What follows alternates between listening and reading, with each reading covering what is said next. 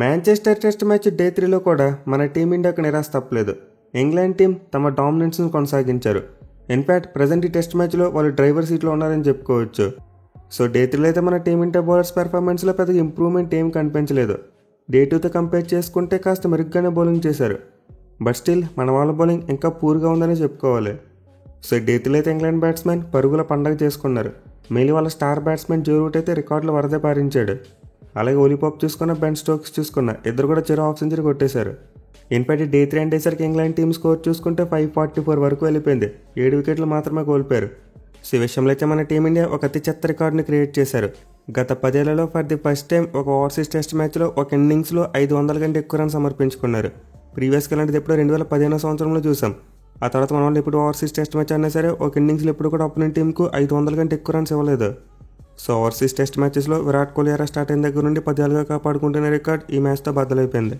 మన వాళ్ళు చాలా కాలం తర్వాత ఒక పూర్ బౌలింగ్ ఎఫర్ట్తో అపోనెంట్ టీంకు 500 కంటే ఎక్కువ పరుగులు సమర్పించుకున్నారు. సో డే 3లో అయితే ఇంగ్లాండ్ బ్యాట్స్మెన్ పరుగుల పండగ చేసుకున్నారు. అండ్ ప్రజెంట్ వాళ్ళు లీడ్ చూసుకుంటే ఏకంగా 186 రన్స్గా ఉంది. మెయిల్ ఇప్పుడు వాళ్ళ థాట్ ప్రాసెస్ ఎలా ఉందంటే ఇంకా 4th ఇన్నింగ్స్లో బ్యాటింగ్కి రాకూడదు అన్నట్టుంది. అంటే ప్రజెంట్ వాళ్ళ దగ్గర ఉన్న 186 రన్స్ లీడ్ను ఎంత వీలైతే అంతలా పెంచేసి మన టీమిండియాని తొందరగా అవుట్ చేయాలని చూస్తారు. విచ్ మీన్స్ ఇన్నింగ్ డిఫరెన్స్తో గెలవాలని చెప్పి ప్లాన్లో ఉంటారు వాళ్ళు. సో ఈ డే 3 అయితే మన టీమిండియాకు కంప్లీట్లీ ఒక హోప్లెస్ డే అని చెప్పుకోవాలి. మన వాళ్ళు చాలా టైట్గా కనిపించారు. నీరసంగా బౌలింగ్ చేశారు, నీరసంగా ఫీల్డింగ్ చేశారు. అండ్ గిల్ క్యాప్టెన్సీ చూసుకుంటే ఇంకా నీరసంగా ఉంది. అసలు ఎక్కడా కూడా ప్రొయాక్టివ్నెస్ కనిపించలేదు. ఏ బౌలర్ ఎందుకు వచ్చి బౌలింగ్ చేస్తాడో అర్థం కాదు. కొత్త బాల్ తీసుకున్నాక మెయిన్ బౌలర్స్ బౌలింగ్ చేయరు. సో డెఫినెట్లీ ఈరోజు ఆన్ ఫీల్డ్లో చూసుకుంటే మన టీమిండియా ప్లేయర్స్లో కోఆర్డినేషన్ అయితే నాకు కనిపించలేదు. సంథింగ్ ఏదో జరుగుతుందేమో అనిపిస్తుంది. డ్రెస్సింగ్ రూమ్లో వాతావరణం మంచిగానే ఉందా అనే డౌట్ వస్తుంది నాకు. బట్ ఎనివే డే 3 స్టార్టింగ్లో చూసుకుంటే మాత్రం మన వాళ్ళు చాలా మంచి ఎఫర్ట్ పెట్టి బౌలింగ్ చేశారు. మొదటి అర్ధగంట పాటు ఇంగ్లాండ్ బ్యాట్స్మెన్ గట్టిగా ఇబ్బంది పెట్టారు. ఇన్ఫ్యాక్ట్ కొన్ని ఆపర్చునిటీస్ కూడా క్రియేట్ అయ్యాయి. మెయిన్లీ సిరాజ్ మరియు బుమ్రా ఈ డే 3 ఓపెనింగ్ స్పెల్స్ చాలా బాగా వేశారు. రన్స్ ఇవ్వలేదు, అట్ ది సేమ్ టైం మంచి consistent line and length maintain చేశారు. But anyway England batsmen are too smart. Joe Root మరియు ఓలీ పాప్ ఇద్దరు కూడా స్టార్టింగ్లో రిస్క్ తీసుకోకుండా బ్యాటింగ్ చేశారు. మన వాళ్ళు బాగా బౌలింగ్ చేస్తున్నారని తెలుసు.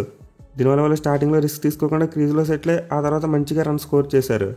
బట్ ఎనివే ఆ క్రంచ్ మూమెంట్స్ అయితే చూసాం. జో రూట్కి ఒక రన్అట్ విషయంలో లక్ కలిసి వచ్చింది.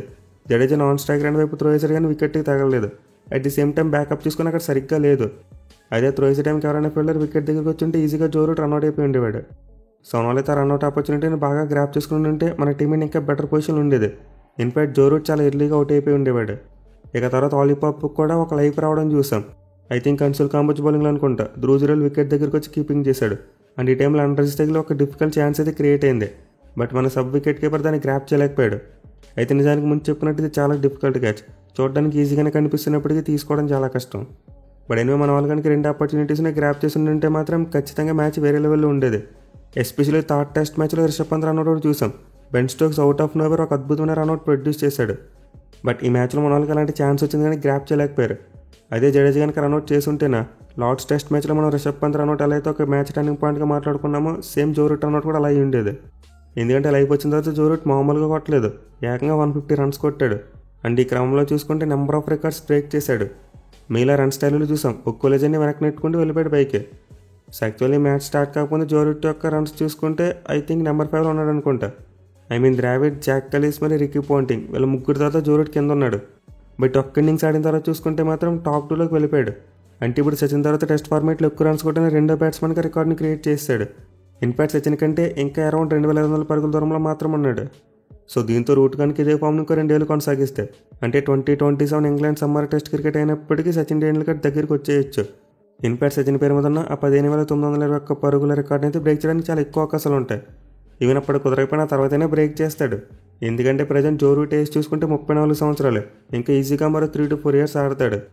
సో అనూహ్యంగా ఏదైనా జరిగి జో రూట్ ఫామ్ కోల్పోవడమో లేకపోతే రిటైర్ కావాల్సి వస్తేనో సచిన్ రికార్డ్ సేఫ్గా ఉంటుంది. అదర్వైజ్ డెఫినెట్లీ సచిన్ రికార్డ్ని బ్రేక్ చేస్తాడు. ఇక దీంతో పాటు జో రూట్ మరోసారి మన టీమిండియా మీద నిష్ఠని నిరూపించుకున్నాడు. మన మీద 12వ సెంచరీ కొట్టాడు.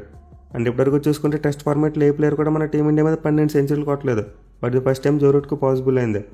అండ్ ఓవరాల్గా రన్స్ చూసుకున్న టెస్ట్ ఫార్మాట్లో మన టీమిండియా మీద ఎక్కువ రన్స్ కొట్టిన బ్యాట్స్మెన్ జో రూటే. సో జో రూట్ యొక్క ఫేవరెట్ ఆపోనెంట్ మన టీమిండియా అని చెప్పి మరోసారి నిరూపించాడు అతను. ఇక సెంచరీస్ విషయంలో కూడా కుమార సంగక్కరని ఎక్కువ చేశాడు. టెస్ట్ ఫార్మాట్లో 38 సెంచరీలు కంప్లీట్ చేశాడు. అండ్ ఈ 38 సెంచరీలో చూసుకుంటే లాస్ట్ 5 yearsలోనే 21 సెంచరీస్ ఉన్నాయి. అంటే 2021 నుండి 2025 జూలై వరకు చూసుకుంటే, విచ్ మీన్స్ 4.5 ఇయర్స్లోనే 21 సెంచరీస్ కొట్టాడు. సో కరోనా తర్వాత జో రూట్ బ్యాటింగ్ ఎలా ఉందంటే, కరోనా ముందు విరాట్ కోహ్లీ ఎలా ఆడాడో అలా ఆడుతున్నాడు ఇప్పుడు. అసలు ఒకనొక పాయింట్ ఆఫ్ టైంలో ఫ్యాప్ 4లో అందరికంటే కింద ఉండేవాడు, కానీ ఇప్పుడు చూసుకుంటే మాత్రం ఫ్యాప్ 4లో జో రూటే the best batsmen. So Root అయితే తన 150 ఇన్నింగ్స్తో చాలా రికార్డులను బ్రేక్ చేశాడు. అండ్ ముందు చెప్పినట్టు అతనితో పాటు ఓలీ పోప్ మరియు బెన్ స్టోక్స్ ఇద్దరు కూడా చాలా మంచిగా బ్యాటింగ్ చేశారు. ఎస్పెషల్లీ స్టోక్స్ దగ్గర నుండి కమిట్మెంట్ చూసాం. బౌలింగ్లో 5 వికెటాలు తీశాడు అండ్ బ్యాటింగ్లో చూసుకుంటే గ్రిటీనెస్ కనిపించింది. బట్ ఎనివే డే 3 అయితే సోఫార్ ఈ సిరీస్లో మోస్ట్ హాట్ డే అని చెప్పుకోవచ్చు. అంటే ఇరుజట్ల ప్లేయర్స్ కూడా అలసిపోవడం చూసాం. ఎండ గట్టిక్కేసింది అండ్ ఇలా ఎండకేయడం ఇంగ్లాండ్ బ్యాట్స్మెన్కి చాలా అనుకూలంగా మారింది. సో మన బౌలర్స్ అయితే పూర్తిగా నీరసపడిపోయారు. ఎవరి బౌలింగ్లో కూడా పేస్ కనిపించలేదు. బుమ్రా అయితే టెస్ట్ మ్యాచ్లో ఇప్పటివరకు ఒక్క బాల్ మాత్రమే 140+ స్పీడ్ వేశాడంట. అదే మీరు ఈ సిరీస్లో ఫస్ట్ టెస్ట్ మ్యాచ్లో చూసుకుంటే బుమ్రా 47% బాల్స్ 140+ స్పీడ్తో వేశాడు. సో క్లియర్లీ బుమ్రా బౌలింగ్లో పేస్ అయితే చాలా గట్టిగా డ్రాప్ అయింది. అలాగే సిరాజ్ కూడా డే 3లో కొంతవరకు టైట్గానే కనిపించాడు. ఇన్ఫాక్ట్ వీళ్ళిద్దరికంటే యంగ్స్టర్ అయిన అన్సుల్ కాంబోజ్ అయితే పేషెంట్లో బౌలింగ్ చేశాడు. అసలు తన స్పీడ్ చూసుకుంటే 120-130 మధ్య ఉండేది. అలాగే ఫీల్డింగ్లో చూసుకున్నా చాలా టైట్గా కనిపించాడు. ఆపాల్సిన బౌండరీస్ని కూడా చేసి ఆపలేకపోయాడు. So definitely Anshul Kamboj fitness విషయంలో సంథింగ్ ఏదో తేడా కొడుతుంది. అతను పూర్తిగా ఫిట్గా ఉండడం లేదో అర్థం కావట్లేదు. అయితే డే 3లో మన టీమిండియాకి చెప్పుకోదగ్గ విషయం ఏమైనా ఉందంటే అది స్పిన్నర్స్ బౌలింగ్ మాత్రమే. పర్టికులర్లీ వాషింగ్టన్ సుందర్ అద్భుతమైన బౌలింగ్ చేశాడు. నిజంగా ఎంత మంచి బౌలింగ్ చేశాడంటే మన వాళ్ళు సెకండ్ న్యూ బాల్ కూడా తీసుకోకుండా అతనికి బౌలింగ్ ఇచ్చారు. సో సుందర్ అయితే మరోసారి తన డ్రిఫ్ట్తో ఇంగ్లాండ్ బ్యాట్స్మెన్ బాల్తో కొట్టించాడు. ఎస్పెషల్లీ ఓలీ పోప్ వికెట్ తీసిన బాల్ అయితే చాలా బ్యూటిఫుల్ బాల్. గాలిలో స్లోగా బయటికి మూవ్ అవుతూ పడింది అండ్ పడిన తర్వాత కూడా కొంతవరకు బయటికి స్పిన్ అయింది. దీంతో ఓలీ పోప్ స్లిప్ వేలర్కి క్యాచ్ చోటైపోయాడు. అండ్ దెన్ హ్యారీ బ్రూక్ వేసిన బాల్కి చూసుకున్న డ్రిఫ్ట్ అయితే కనిపించింది. సో సుందర్ అయితే నిజంగా చాలా అద్భుతమైన స్కిల్తో బౌలింగ్ చేస్తున్నాడు. కానీ మన దరిద్రం ఏంటంటే అతనికి చాలా తక్కువ బౌలింగ్ ఇచ్చారు. ఇన్ఫాక్ట్ అతను ఎప్పుడు బౌలింగ్కి వచ్చాడో తెలుసా, 69 ఓవర్లో బౌలింగ్కి వచ్చాడు. అంటే మరో 12 ఓవర్స్లో న్యూ బాల్ అవైలబుల్గా ఉంటుందన్న టైంలో బౌలింగ్ వచ్చాడు. సో అప్పటి వరకు శుభ్మన్ గిల్ సుందర్కి ఎందుకు బౌలింగ్ అవ్వలేదో నాకైతే అర్థం కాలేదు. మళ్ళీ మొదటి సెషన్లో ఎండ బీభత్సంగా కాసింది. అనే టైంలో కనుక 2 ఎండ్స్ నుంచి స్పిన్నర్స్ చేత బౌలింగ్ చేంజ్ ఉంటే భలే ఉండేది. ఎస్పెషల్లీ పోప్ క్రీజ్లో సెట్ అవ్వకముందే సుందర్ బౌలింగ్కి వచ్చి ఉంటే ఖచ్చితంగా మనకి ఏదో ఒక పాజిటివ్ అవుట్పుట్ వచ్చిండేది. సో ఈ మ్యాచ్లో అయితే మన వాళ్ళు సుందర్ని ప్యూర్లీ 6th బౌలింగ్ ఆప్షన్గానే చూస్తున్నారు. బట్ నిజానికి సుందర్ ఏమో 6th బౌలింగ్ ఆప్షన్ కాదు. నన్ను అడిగితే అతనికి టెస్ట్ మ్యాచ్లు అందరికంటే బాగా బౌలింగ్ చేస్తున్నాడు. సో ఇంగ్లాండ్ టీంలో కూడా వాళ్ళ మెయిన్ బౌలర్ సరిగ్గా బౌలింగ్ చేయలేదు. బట్ ఆల్రౌండర్ అయిన బెన్ స్టోక్స్ చాలా బాగా బౌలింగ్ చేశాడు. దీంతో అతను కెప్టెన్ కాబట్టి అది గమనించి తనంతటి తాను ఎక్కువ ఓవర్లు బౌలింగ్ చేశాడు. కానీ మన టీమిండియా విషయానికి వస్తే సుందర్కి అలాంటి అవకాశం రాలేదు. ఎక్కువ ఓవర్లు బౌలింగ్ చేసే అవకాశం మన కెప్టెన్ అతనికి ఇవ్వలేదు. అండ్ ఆల్సో ఫీల్డ్ ప్లేస్మెంట్స్ చూసుకునే చాలా డల్గా కనిపించాయి. ఎక్కడ కూడా టైట్ ఫీల్డ్ సెట్ పెట్టి అటాక్ చేసే ప్రయత్నం చేయలేదు. కొత్త బ్యాట్స్మెన్ వచ్చినా సరే, పాత బ్యాట్స్మెన్ ఉన్నా సరే అదే డిఫెన్సివ్ మోడ్లో పోయారు. సో మరోసారి డే 3 అయితే మన వాళ్ళ టాక్టిక్స్ చాలా పూర్గా అనిపించాయి. అట్ ది సేమ్ టైం ముందు చెప్పుకున్నట్టే స్టార్టింగ్లో లక్ కలిసి రాలేదు. అలాగే కొత్త బాల్ తీసుకున్న తర్వాత బుమ్రా మరియు సిరాజ్ ఎక్కువగా ఎందుకు బౌలింగ్ చేయలేదు అది కూడా అర్థం కాలేదు. ఇన్ఫాక్ట్ బుమ్రా అయితే ఒక ఓవర్ మాత్రం బౌలింగ్ చేసి డ్రెస్సింగ్ రూమ్కి వెళ్ళిపోయాడు. సో రియల్లీ మన టీమిండియా ప్లేయర్స్ యొక్క షోల్డర్స్ డౌన్ అయినట్టే అనిపిస్తుంది. మన వాళ్ళ బాడీ లాంగ్వేజ్ చూసుకుంటే ఈ టెస్ట్ మ్యాచ్ పోయిందిలే అన్నట్టు ఆడుతున్నారు. బట్ ఎనివే మన టీమిండియా గట్టిగా ప్రయత్నిస్తే ఇంక ఈ టెస్ట్ మ్యాచ్ను డ్రా చేసుకునే అవకాశం ఉంది. ఎందుకంటే ఆల్రెడీ టెస్ట్ మ్యాచ్లో 3 రోజుల ఆట ముగిసిపోయింది. ఇంకా 2 రోజుల ఆట మాత్రం ఉంది. అండ్ లాస్ట్ 2 డేస్లో చూసుకుంటే కొంతవరకు రెయిన్ థ్రెట్ ఉంది. ఎస్పెషల్లీ డే 5లో రెయిన్ పడవచ్చు. సో దీంతో మన టీమిండియా బ్యాట్స్మెన్ సెకండ్ ఇన్నింగ్స్లో నిలదొక్కుని ఆడగలిగితే ఈ మ్యాచ్ని డ్రా చేసుకునే అవకాశం ఉంటుంది. కానీ ప్రజెంట్ పిచ్ చూసుకుంటే మాత్రం మెల్లగా డిటోరేట్ అవుతుంది. లాస్ట్ 2 డేస్లో బ్యాటింగ్కు అంతలా అనుకూలంగా ఉండకపోవచ్చు. సో డెఫినెట్లీ మన టీమిండియా బ్యాట్స్మెన్కి బ్యాటింగ్ అనుకున్నంత ఈజీగా ఉండదు. పైగా ఓవర్కాస్ట్ కండిషన్స్ వస్తే అది మనకు ఒక ఎక్స్ట్రా తలపోటుగా మారిపోద్ది. బట్ ఇన్ ఆల్రెడీ జరగాల్సిన నష్టం జరిగిపోయింది. 3 టెస్ట్ మ్యాచ్లు అద్భుతంగా బౌలింగ్ చేసిన మన టీమిండియా బౌలర్స్ ఈ మ్యాచ్లో మాత్రం కంప్లీట్లీ చేతులు ఎత్తేశారు. అసలు 3 టెస్ట్ మ్యాచ్లో బౌలింగ్ చేసిన బౌలర్స్ వీలేనా అన్నట్టు బౌలింగ్ చేస్తున్నారు.